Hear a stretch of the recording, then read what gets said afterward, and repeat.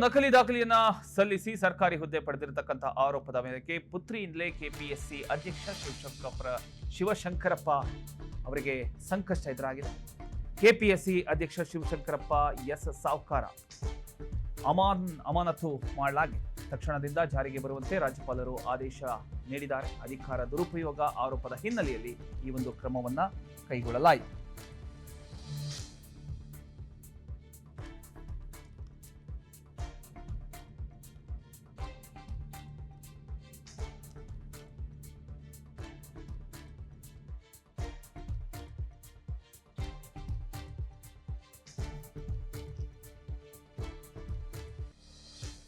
ಶಿವಶಂಕರಪ್ಪ ವಿರುದ್ಧ ಕ್ರಮಕ್ಕೆ ರಾಷ್ಟ್ರಪತಿಗಳಿಗೆ ಶಿಫಾರಸು ಹೊರಡಿಸಲಾಗಿದೆ. ಇಬ್ಬರು ಪುತ್ರಿಯರಿಗೆ ಕಾನೂನು ಬಾಹಿರ ಲಾಭ ಕಲ್ಪಿಸಿರತಕ್ಕಂಥ ಒಂದು ಆರೋಪದ ಮೇರೆಗೆ ಈ ರೀತಿಯ ಒಂದು ನಿರ್ಧಾರವನ್ನು ಕೈಗೊಳ್ಳಲಾಗಿದೆ. ರಾಷ್ಟ್ರಪತಿಗಳ ಆದೇಶದವರೆಗೆ ಅಮಾನತು ಮುಂದುವರಿಕೆ ಆಗತ್ತೆ.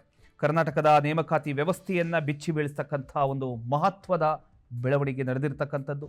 ಕೆಪಿಎಸ್ಸಿ ಅಧ್ಯಕ್ಷರ ವಿರುದ್ಧ ಇಷ್ಟೊಂದು ಗಂಭೀರ ಆರೋಪಗಳು ಕೇಳಿ ಬಂದ ಬಳಿಕ ರಾಜ್ಯಪಾಲರು ನೇರವಾಗಿ ಮಧ್ಯಪ್ರವೇಶ ಮಾಡಿ ದೊಡ್ಡ ಕ್ರಮವನ್ನ ಕೈಗೊಂಡಿದ್ದಾರೆ. ಇದರ ಬಗ್ಗೆ ಇನ್ನಷ್ಟು ಡೀಟೇಲ್ಸ್ ಕೊಡೋದಕ್ಕೆ ನಮ್ಮ ಪ್ರತಿನಿಧಿ ರಂಜನ್ ಈಗ ಜಾಯ್ನ್ ಆಗಿದ್ದಾರೆ. ರಂಜನ್, ಈಗ ರಾಜ್ಯಪಾಲರ ಆದೇಶದಲ್ಲಿ ಉಲ್ಲೇಖಿಸಿರತಕ್ಕಂಥ ಪ್ರಮುಖ ಆರೋಪಗಳು ಯಾವ್ದ್ಯಾವುದು, ಅವುಗಳಿಗೆ ಯಾವ ದಾಖಲೆಗಳನ್ನು ಆಧಾರವಾಗಿ ನೀಡಲಾಗಿದೆ, ಈಗ ಒಟ್ಟಲ್ಲೇ ಹೇಳಬೇಕಂದ್ರೆ ಏನಾಗಬಹುದು ಅಂತ?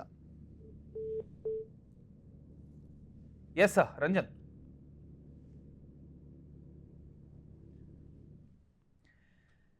ಕರ್ನಾಟಕ ಲೋಕಸೇವಾ ಆಯೋಗದ ಅಧ್ಯಕ್ಷ ಶಿವಶಂಕರಪ್ಪ ಎಸ್ ಸಾವ್ಕಾರ ಅವರನ್ನು ತಕ್ಷಣದಿಂದಲೇ ಅಮಾನತುಗೊಳಿಸುವಂತೆ ರಾಜ್ಯಪಾಲರು ಆದೇಶವನ್ನ ಹೊರಡಿಸಿದ್ದಾರೆ. ಅಷ್ಟೇ ಅಲ್ಲ, ಅವರ ವಿರುದ್ಧ ಸಂವಿಧಾನದ ವಿಧಿ 317 ಹಾಗೂ 1 ಅಡಿಯಲ್ಲಿ ಸುಪ್ರೀಂ ಕೋರ್ಟ್ ತನಿಖೆ ನಡೆಸಬೇಕು ಅಂತ ರಾಷ್ಟ್ರಪತಿಗಳಿಗೆ ಶಿಫಾರಸು ಕೂಡ ಮಾಡಲಾಗಿದೆ.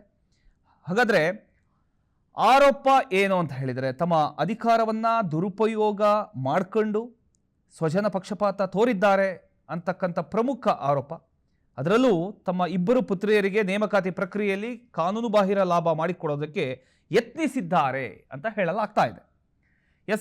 ಈಗ ಸಂಪರ್ಕಕ್ಕೆ ಜಾಯ್ನ್ ಆಗಿದ್ದಾರೆ ರಂಜನ್.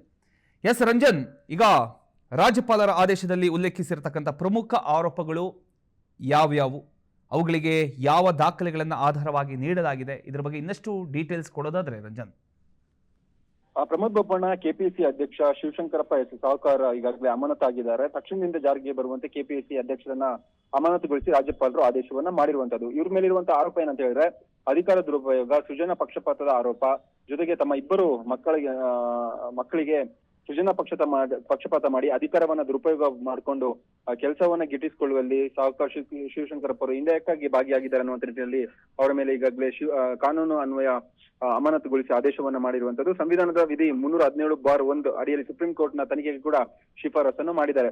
ಏನು ಕೈಗಾರಿಕಾ ವಿಸ್ತರಣಾ ಅಧಿಕಾರಿ ನೇಮಕಾತಿಯಲ್ಲಿ ಅಧಿಕಾರವನ್ನ ದುರುಪಯೋಗ ಪಡ್ಕೊಂಡಿದ್ದಾರೆ, ಹಿತಾಸಕ್ತಿ ಸಂಘರ್ಷ ಘೋಷಿಸದೆ ನೇಮಕಾತಿ ಪ್ರಕ್ರಿಯೆಯಲ್ಲಿ ಭಾರಿ ಲೋಪವನ್ನ ಉಂಟು ಮಾಡಿದ್ದಾರೆ. ತಮ್ಮ ಪುತ್ರಿಯರ ಆಯ್ಕೆಯ ಪ್ರಕ್ರಿಯೆಯಿಂದ ದೂರ ಉಳಿಬೇಕಿತ್ತು ಶಿವಶಂಕರಪ್ಪ, ಆದ್ರೆ ದೂರ ಉಳಿದೆ ಮಾಹಿತಿಯನ್ನ ಮರೆಮಾಚಿ ಸೃಜನ ಪಕ್ಷಪಾತ ತೋರಿದ್ದಾರೆ ಅನ್ನುವಂತ ನಿಟ್ಟಿನಲ್ಲಿ ಅವರನ್ನು ಅಮಾನತು ಮಾಡಿರುವಂತದ್ದು. ಜೊತೆಗೆ ಏನು ತಮ್ಮ ಕುಟುಂಬದ ವಾರ್ಷಿಕ ಆದಾಯ 40,000 ರೂಪಾಯಿ ಇದೆ ಅಂತ ಮಾತ್ರ ಘೋಷಿಸಿ ಪ್ರಮಾಣ ಪತ್ರವನ್ನ ಪಡೆದಿದ್ದಾರೆ.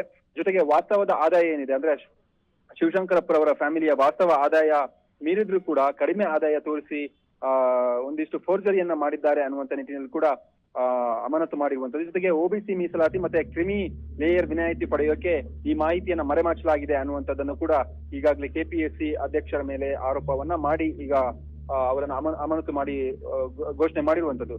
ಏನು ಆಡಳಿತಾತ್ಮಕ ಮೇಲ್ವಿಚಾರಣೆಯ ವೈಫಲ್ಯ ಕುರಿತು ಉದ್ದೇಶಪೂರ್ವಕ ಉನ್ನತ ಸ್ಥಾನದಲ್ಲಿ ಅಂದ್ರೆ ಕೆಪಿಎಸ್ಸಿಯ ಉನ್ನತ ಸ್ಥಾನದಲ್ಲಿರುವ ಒಬ್ಬ ಅಧ್ಯಕ್ಷರು ಈ ರೀತಿಯಾಗಿ ಮಾಡಂಗಿಲ್ಲ, ಸೃಜನ ಪಕ್ಷಪಾತ ಮಾಡಂಗಿಲ್ಲ ಅನ್ನುವಂತ ನಿಟ್ಟಿನಲ್ಲಿ ಅವರ ವಿರುದ್ಧ ಸಂವಿಧಾನದ ಅಡಿಯಲ್ಲಿ ಈಗಾಗಲೇ ಅಮಾನತು ಮಾಡಿ ಆದೇಶನ ಹೊರಡಿಸಿರುವಂತದ್ದು. ಸದ್ಯಕ್ಕೆ ಈಗಾಗಲೇ ಈ ವಿಚಾರ ರಾಜಕೀಯ ನಿಲುವನ್ನ ಕೂಡ ಪಡ್ಕೊಂಡಿರುವಂತದ್ದು. ಒಂದ್ ಕಡೆಯಿಂದಾಗಿ ರಾಜ್ಯ ಕಾಂಗ್ರೆಸ್ ಸರ್ಕಾರ ಕೆಪಿಎಸ್ಸಿ ಏನಿದೆ ಈ ಒಂದು ಮಂಡಳಿಯಲ್ಲಿ ಈ ರೀತಿಯಾದಂತಹ ಅಧಿಕಾರ ದುರುಪಯೋಗ ಆಗಿದೆ ಅನ್ನುವಂತ ನಿಟ್ಟಿನಲ್ಲಿ ಕಾಂಗ್ರೆಸ್ ಸರ್ಕಾರ ವಿರುದ್ಧ ರಾಜ್ಯದ ಬಿಜೆಪಿ ನಾಯಕರು ವಾಗ್ದಾಳಿಯನ್ನ ಮಾಡಿದ್ರೆ, ಒಂದ್ ಕಡೆಯಿಂದಾಗಿ ರಾಜ್ಯ ಬಿಜೆಪಿ ಮೇಲೂ ಕೂಡ ಕೇಂದ್ರ ಬಿಜೆಪಿ ಮೇಲೂ ಕೂಡ ಕಾಂಗ್ರೆಸ್ ನಾಯಕರು ಕೂಡ ವಾಗ್ದಾಳಿಯನ್ನ ಮಾಡ್ತಿರುವಂತದ್ದು. ಪ್ರಮೋದ್ ಬೋಪಣ್ಣ, ಥ್ಯಾಂಕ್ ಯು ನಿಮ್ಮ ಮಾಹಿತಿಗಾಗಿ ರಂಜನ್.